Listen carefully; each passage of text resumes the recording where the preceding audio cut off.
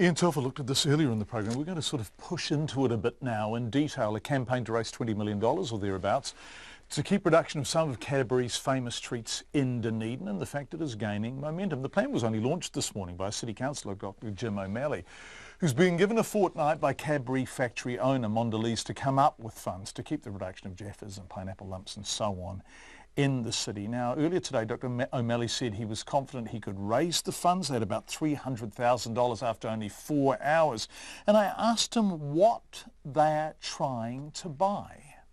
What we're trying to buy, this will be an equity investment company in the end once we get to the next phase, is a series of pieces of equipment that allow us to make all the classic stuff that you buy at the supermarket, like pineapple lumps and Jaffas and all that sort of stuff. And in that, we'll have an ability to bid for what Mondelez is offering as their third-party manufacturing contracts, which is to manufacture all that stuff for them. If we get to that point, then we have basically one shift already financed and paid for by the contract that we get with Mondelez, and we capture all of the people in Dunedin who know, well, we capture critical people in Dunedin who know how to manufacture chocolate on an industrial scale. So this investment at its first part is about making sure that we don't lose this technology from Dunedin especially, but potentially even New Zealand in general in terms of where we want to go in the long run. And once we've got there, the other thing that we'll have is the ability to expand without any more capital investment into the 2 extra shifts that would be available on that equipment that we'd own. And that expansion is then how we grow into basically going back to what we've lost and really maintaining and building a factory in Dunedin of real substantial size. So could you clarify this for me? And I'm a bit confused about this. You're not getting ownership of the brands. You're not getting pineapple lumps. You're not getting Jaffas. You're getting the right to be the contractor that keeps making them for Cadbury / Mondelez in Dunedin. Yes, but we get the right, but we also own our own factory and we're allowed to make our own red lollies with a chocolate centre.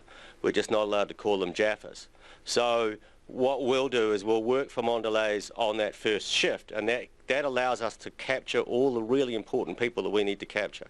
And then we go on to the next shift and we make a red lolly that we then sell overseas, and we own all that entirely ourselves. That's not in conflict with the relationship with Mondelez.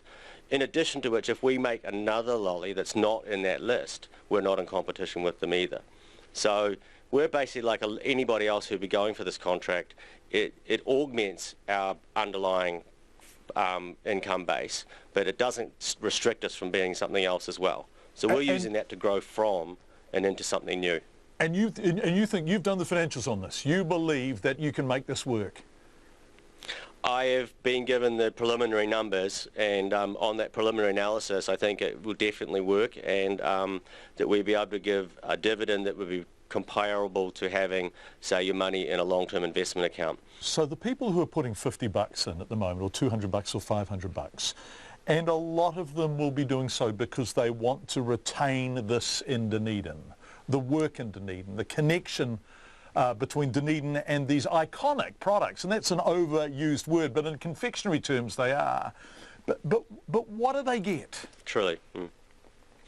They'll get a reasonable return on their money, so and then they do get exactly what you just described. I think that the person that we're targeting here is the person who cares about this factory, who cares about these products, and wants to make a statement with their investment that this actually matters. Because honestly, if we had not put in the answer to the RFI last Friday, then come March, the production in Dunedin would have just stopped and the lights would have gone off, and that'll be the end of it.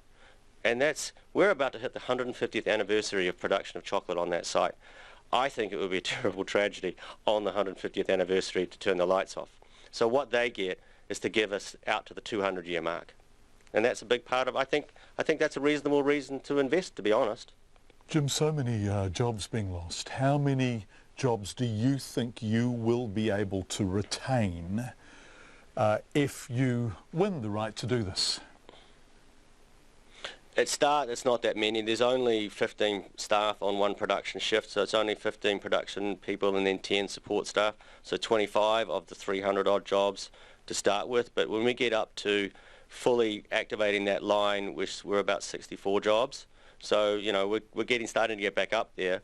But then we also then look to expand back into the chocolate production. So the idea would be this is a company that would return a dividend to the investor, but really putting most of its money back into growth and expansion so that we can get back up to that size again. We have some very good contacts overseas. Dunedin's been pushing into the Chinese market area for a long time, and I've already got people saying that they think that there's markets there. So I think that we could be, I think we'll grow again. The issue really now is we want to make sure that we don't completely fall over, which is what will happen is if we don't get this off the ground now. Dr. Jim O'Malley, who is behind this attempt to essentially crowdsource, although it's somewhat more sophisticated than that. They had about $300,000 pledged, not given, pledged when we spoke to him earlier today. It only started this morning. It is fascinating. We're trying to talk to Mondelez about what in fact they are offering the people who are giving expressions of interest to obtain access to the Cadbury facility in Dunedin. It's very difficult to get an interview with Mondelez, which is extraordinary because they're a huge company with a gigantic media department, but they're more silent than Marcel Marceau in our experience.